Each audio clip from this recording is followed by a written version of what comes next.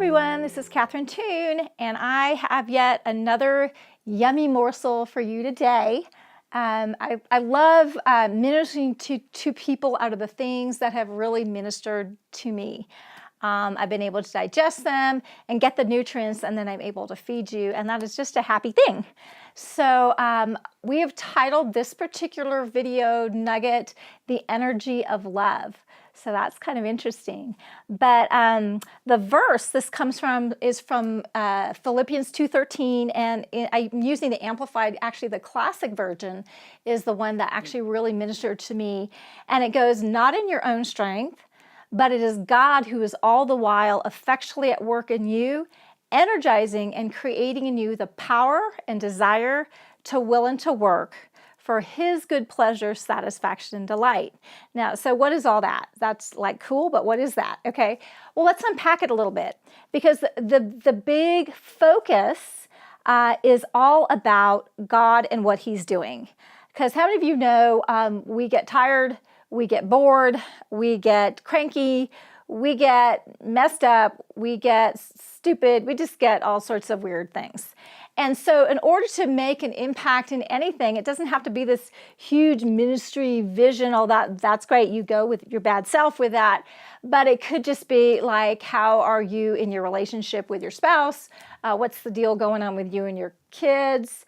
Are you a good neighbor? I mean, what is that? Are you a good student? Whatever that is. See, we're all needing a source. And when we make ourselves the source, we get burnt out. Or if we make someone else the source, they get drained and we get disillusioned and disappointed. So when we make God the capital S source, there's a lot that gets to go on there, and that's how you're designed. So in that scripture, it says, "For it is God who is all the while." So he is actually all the while. Like he's always, it's finished, but he's always working to manifest what was already finished. And he wants to do that for you. So he's always at work energizing and creating in you. He's effectually at work. Effectually is not a word that we use that much, but it just means that it's effective. You know what? God works. And whenever things are not working, it means that there's a breakdown and a disconnect somewhere. So God is all the while effectually at work, energizing and creating in you the power and desire. See, it's his energy. It's the energy of love. God is love, so it's the energy of love. And guess what? I love this. Love never fails. So when you're tapping into his energy, right? He's energizing, creating in you the power and desire. I love that one, because sometimes you really feel like, I know I need to do this, but I don't want to do it. I don't want to do it. Don't want to do it.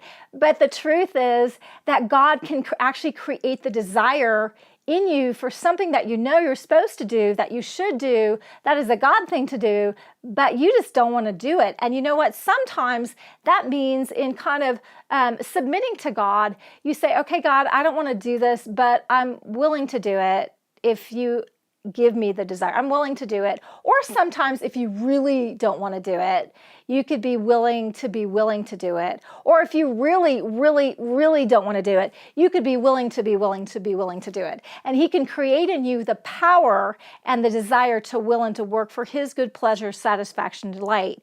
Now, I remember when I first unpacked that, I wasn't as excited, because I wanted him to work for my good pleasure, satisfaction, delight. And this is about his good pleasure, satisfaction, delight. But that really was something that, you know what, I wasn't understanding that, you know what, when God has pleasure, satisfaction, delight, that is something that's going to bring me like ridiculous pleasure, satisfaction, and delight. You know, God knows what really satisfies more than we do. And, you know, way back when, Rolling Stones, "I can't get no satisfaction." Well, the truth is he was cooked up to something that was not God. Because it's kind of like the vegetarian platter at your favorite Asian restaurant. Right? It fills, it's satisfying, and then an hour later you're hungry. So it didn't last. But God has a lasting satisfaction with no hangover. Like you go out with your drinking buddies or whatever. Well, that might be fun for a little while. And then the next day you are worshiping the porcelain god, right? That is not satisfying or delightful. There's no downside with God's pleasure, satisfaction, delight. So when you're flowing in God's energy, you actually have the ability to do amazing, awesome things that you could not do. You could not pump it up. You could not work it up of your own. And actually, when we do that, when we decide that we're going to try to make it happen, we kind of run out of resources. And what happens? We get cranky. So we may get the job done, but we're just not fun to be around. And you know what? The way we do things sometimes is actually even more important than what we're doing, because you're creating a testimony.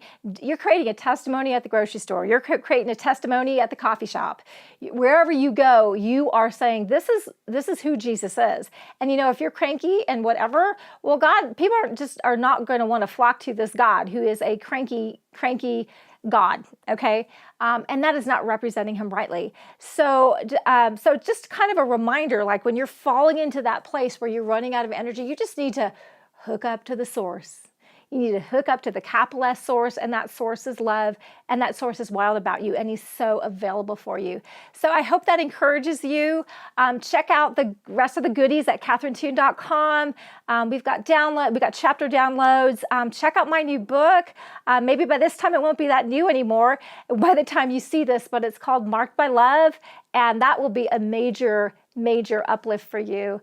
But take advantage of all the free stuff we want. Just want to bless you. And as always, I hope you have an amazing day.